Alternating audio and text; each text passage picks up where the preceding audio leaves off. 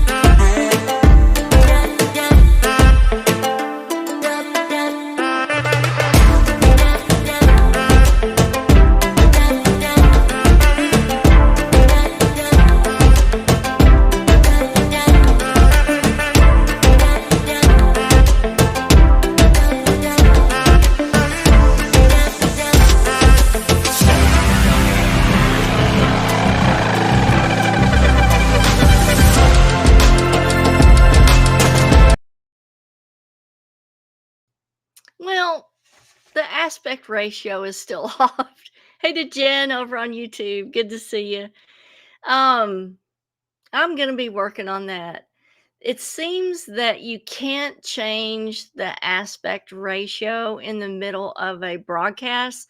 Like off the broadcast, I can change the aspect ratio on Be Live, but not in the middle of a broadcast. It will not let me do it. So, whatever. We just keep going, right? All right. Thank God I got the video and audio straightened out for the content of this. Let's get into it, shall we? Um, Pareidolia is the tendency to perceive a specific, often meaningful image in a random or ambiguous visual pattern. The scientific explanation for some people is pareidolia, or the human ability to see shapes or make pictures out of randomness. Okay, and so, what people in science are saying is that pareidolia is an illusion caused by ambiguous stimulation, and the ambiguous forms are perceived as visual objects with meaning. Hey, special shout out to Charles Biggs. Good to see you tonight. I'm so glad you showed up. So most people see pareidolia as religious figures and miracles. Like, yes, Amber, seeing Jesus on toast, absolutely. Um, Now remember, and this is in the Bible, Moses saw God in the flames of a burning bush. Okay, so that's technically pareidolia. But do we doubt his vision of God as the figure in the burning bush? No, we don't. Okay. Most often, people are usually seeing angels or the Virgin Mary in the form of clouds or in trees or the wood grain in doors or other objects. So, what's really going on here? What's really going on here? Um, let's see here. I'm I'm looking at my notes. Studies show that people tend to see more pareidolia in fractal patterns as compared to non-fractal patterns. And so a fractal is an iterative pattern that looks similar across scales, like a tree whose forking pattern repeats its branches, twigs, and leaf veins. In this kind of natural fractal, each leaf looks like a tiny version of the whole tree. So many natural phenomena like rocks, mountains, clouds, rivers, plants, trees, animal coloration, waves, and wind can similarly have fractal patterns. So, what's going on here? Our minds are more likely to see pareidolia in a fractal pattern. A fractal pattern indicates that there's some kind of order or some kind of specificness to the pattern that's happened. So there's no randomness to the pattern, there's a specific structure to the fractal pattern. So what okay, I'm going to bring this to you. I know this is probably going to blow your mind, but I had to do this. I have to blow your mind.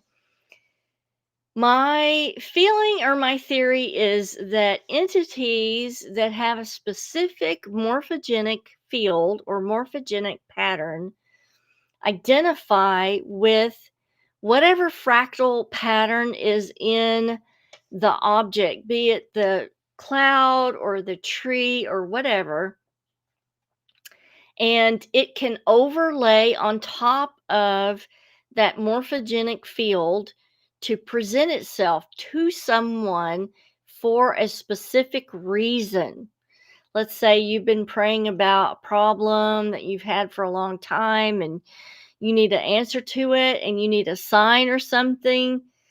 And I think that this is a way that an entity or an angel or whatever can send you a sign is through morphogenic field and the fractal patterning of whatever is in the physical environment. So now we got to talk about what is a morphogenic field. So hang on a second. Let me make sure there are no questions. Okay. And so some of the people on Instagram have said they switched from Facebook to Instagram so that they could hear. Well, I'm so glad you did. But I got the stuff figured out on the sound. So what is a morphogenic field? There was a guy that did a lot of study in morphogenic fields, and the name is Sheldrake. And this person proposes that there is a field within and around a morphic unit. And when we talk about a morphic unit, we're talking about like an entity like ourselves, which organizes its characteristic structure and pattern of activity. According to this concept, the morphic field underlies the formation and behavior of morphic units and can be set up by the repetition of similar acts or thoughts. The hypothesis says that a particular form belonging to a certain group, which has already established its morphic field, will tune into that morphic field. So, in other words, if you get into the theory of reincarnation, and we bring this up, morphogenic fields are what determine what you reincarnate into. For example, I always wondered when I was 16, why does a cat reincarnate into a cat? Why doesn't it reincarnate into a dog? You know, what's to prevent it from reincarnating into a dog? So what the morphogenic field theory is about is the energy field or the energy structure of a being has a certain structure. It has like a key that fits to another structure that is identical. And so cat's energy structure only fits with the physical form of a cat. And so that is why we see these repeating patterns on a reincarnation. Now, if you work really hard at evolution in your lifetime and you're changing your physical resonance to a higher being or a higher structure, then when you reincarnate, you don't any longer fit the human uh, morphogenic field. You may reincarnate into a higher being, but you have to change your physical resonance or your physical structure. And that's what we're talking about here is the morphogenic field being a specific resonance that fits a specific pattern. So let's see, morphic resonance, using it to guide its own development, the development of particular form, will then provide, again, through morphic resonance, a feedback to the morphic field of that group, thus strengthening it with its own experience, resulting in the new information being added. Sheldrake regards the morphic fields as a universal database for both organic and abstract mental forms. This is very, very important. So, my feeling is that certain entities that want to send a sign to you in the environment, their resonance can be attracted to a morphic field in, let's say, a cloud or a tree, and it has to have that morphic field resonance in order for them to overlay on top of the image that is already inherent in the tree or the cloud or whatever they are overlaying on top of. So let me know what you guys think about this. Do you agree? Do you disagree? Have you ever had any experiences with this? What are your thoughts on it? So, my feeling is that not every instance of pareidolia is like an illusion of your mind. If you have been asking for a specific sign or some specific help and a pareidolia experience happens, I really believe that that is an answer to what you have been putting prayer out for. And I think that be it an angel or whatever entity that you need communication with is able to overlay that sign on top of the physical resonance of the object, and it fits the morphogenic field of the entity, and that gets the message through to you.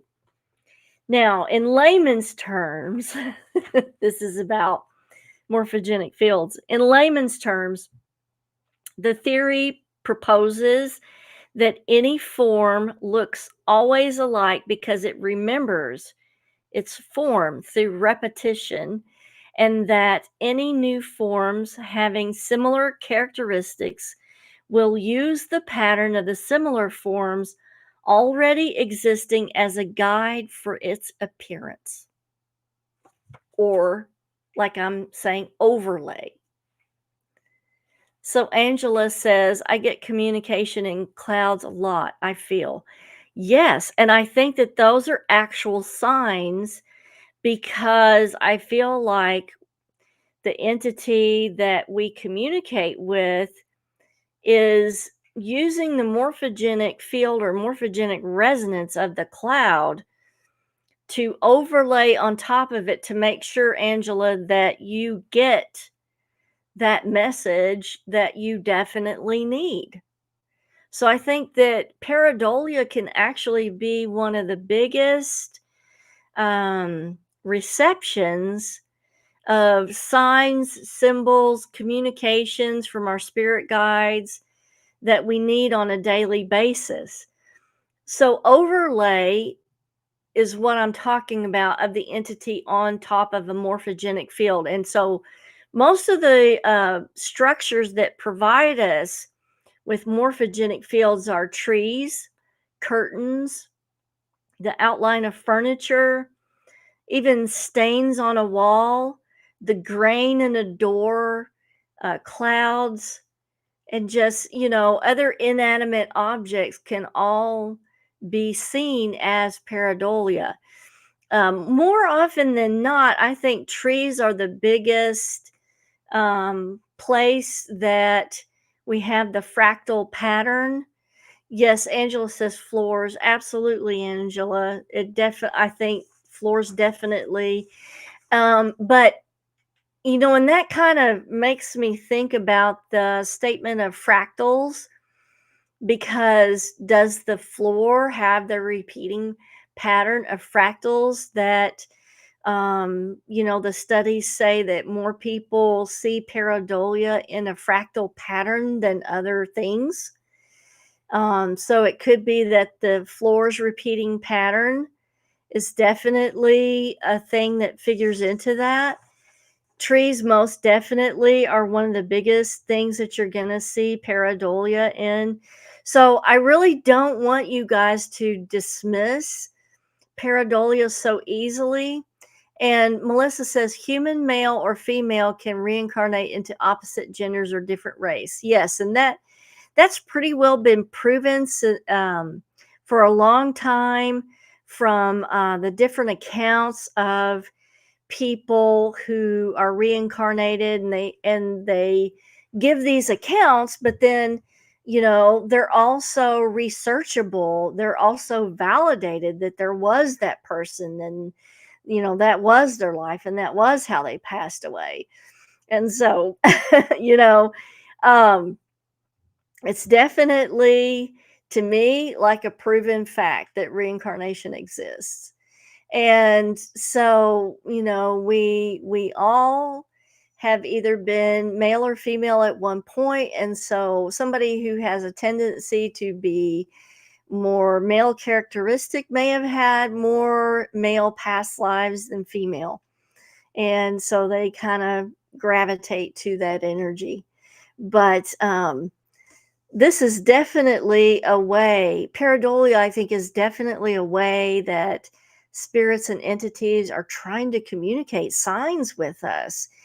And, it's those quiet moments when you're staring out into the clouds, or when you're staring out into space, well, where there are several trees there, and that your mind floats down into that alpha and theta wave state, and you're able to receive those signs, and they're in the form of pareidolia.